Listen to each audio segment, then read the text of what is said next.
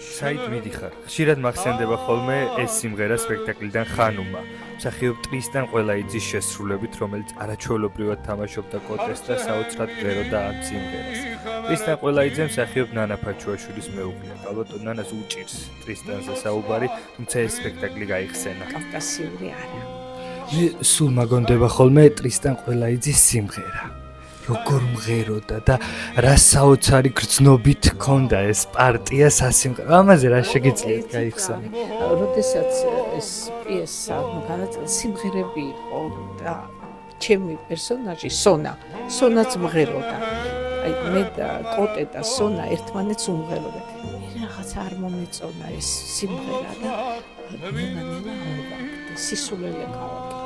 და ტრისტანის სიმღერა დარჩა გიაყანჩელი ფანტასტიკური სამეული იყო და ამას დიდი მნიშვნელობა აქვს. ამიტომაც გამოდის გენიალური სპექტაკლი.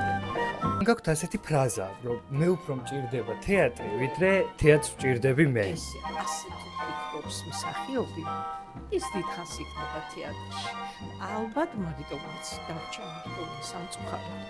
რა ვიცი რა გითხრა, იმიტომ რომ თეატრი ისეთი რამ არის, ძლიერი რამ არის, რომ თუ ყველაფერი აქ ჩადენაში, ერთგულება, პროფესიონალიზმი, ყველაფერი ეს თუ არა შენ მოხვედი და წახვედი ისე რომ და ბევრმა ვერ გაათვიცნობიერა ეს რომ ისინი კი არ არიან რუსთაველის თეატრია ძალიან მნიშვნელოვანი და ვებერთელა ნაზე რომ გამოდიხარ რა არის ვეშაპლავდა აი შეშინდები ხო ჩვენ უკვე აღარ გვეშინია იმიტომ რომ ხო მაგრამ აი სხვები რომ მოდიან მსახიობები ვაიმე აქ არა დიახ იმიტომ რომ ამ სცენიდან იქ იარუსზე უნდა მიაწოდინო შენი ხმა განცდები და ნუ ურთულესი რამეა. ამიტომ მარჯანიშვილის თეატრიდან რამდენი არტისტი გადმოვიდა, რამოდენიმე შერჩა.